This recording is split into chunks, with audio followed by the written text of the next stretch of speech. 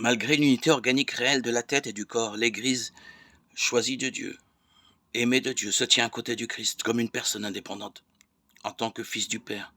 Le Christ vivait avant le commencement des temps et avant toute existence humaine.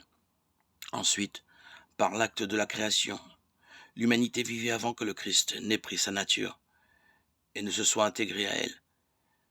Mais par son incarnation, il lui a apporté sa vie divine. Par son œuvre de rédemption, il l'a rendu capable de recevoir la grâce, si bien qu'il l'a créée une deuxième fois. L'Église de Dieu doit donc être l'humanité rachetée, nouvellement créée de la substance même du Christ. La cellule primitive de cette humanité rachetée se trouve en Christ.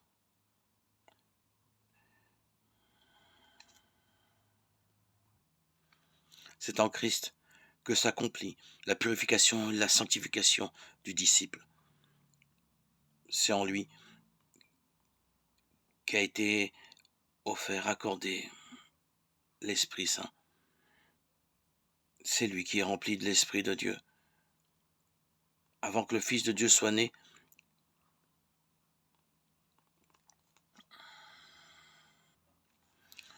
Dieu avait décidé que par le baptême de repentance, que toute âme purifiée s'élève à l'état de grâce et par là même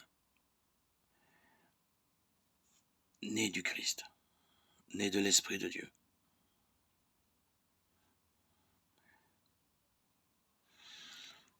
Ainsi, en étant en union intime avec le Christ par son Esprit, en qualité d'enfants de Dieu, nous pouvons collaborer à l'œuvre rédemptrice